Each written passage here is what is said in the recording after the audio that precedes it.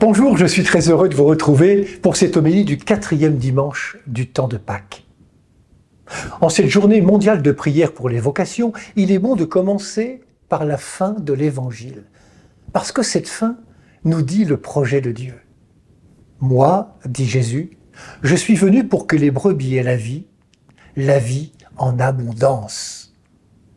Le trésor qu'il faut servir, c'est cette vie que Dieu donne en abondance.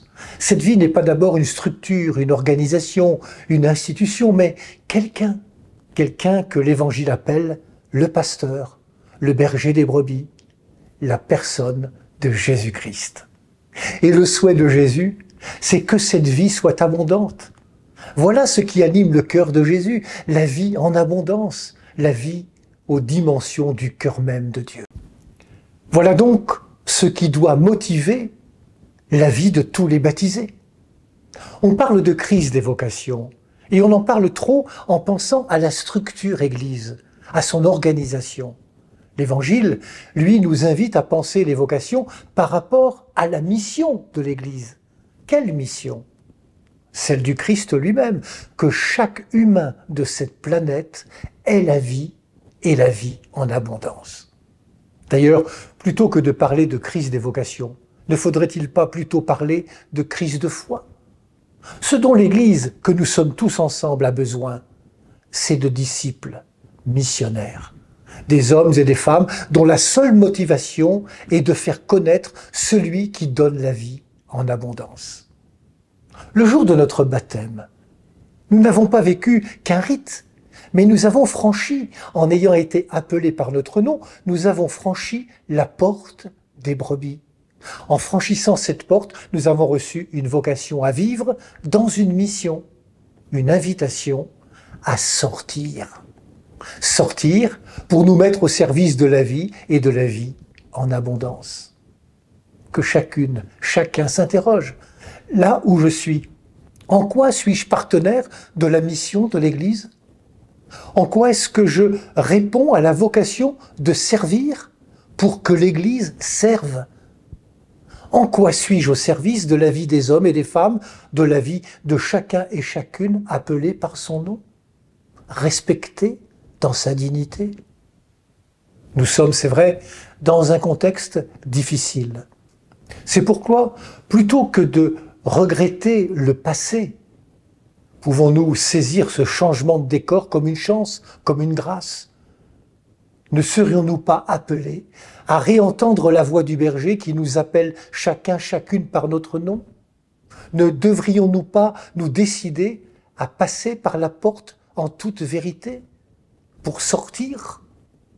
Nous qui sommes l'Église, n'avons-nous pas à apprendre à vivre autrement, à nous organiser autrement pour que la vie de Dieu soit offerte à tous? Comment être Christ aujourd'hui? Vivre notre vocation baptismale. N'est-il pas venu le temps de reprendre en main notre vie chrétienne, de rechoisir notre baptême? Tant de portes aujourd'hui nous sont offertes. La puissance, la gloire, les honneurs, l'argent, les plaisirs de toutes sortes, les jeux. Et Jésus nous dit, ma porte, elle aussi, est ouverte. Elle est exigeante, c'est vrai. Mais si tu passes par elle, tu trouveras des prés d'herbes fraîches, une vie en abondance. L'Église est l'affaire de chacune et chacun, et plus seulement des seuls prêtres. La démarche synodale est une piste intéressante parce qu'elle nous rappelle que l'Église est un peuple de baptisés et que c'est le baptême qui nous lie à la mission du Christ. Et le Christ nous dit: celui qui voudra devenir grand parmi vous sera votre serviteur, et celui qui voudra être le premier parmi vous sera l'esclave de tous. La porte du Christ, c'est celle du service dans l'obéissance au Père du ciel. Comme l'écrivait un de mes amis prêtres, Patrick Royanet, la seule question est: qui veut servir aujourd'hui? Et cette question a de l'avenir, non seulement dans l'Église, mais aussi dans le monde. Si l'on veut arrêter de marcher sur la tête et laisser les puissants n'en faire qu'à leur tête. la journée de prière pour les vocations spécifiques a du sens pour le monde et donc pour l'Église. Qui veut servir aujourd'hui?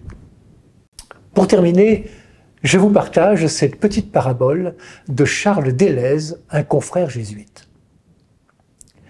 Un jour, la colombe s'ennuyait. Elle se mit à compter les flocons de neige qui tombaient sur sa branche. Un flocon, ça pèse 3 fois rien. Eh bien, elle compta les 3 fois rien. 1, 2, 3, 2788, et la branche cassa.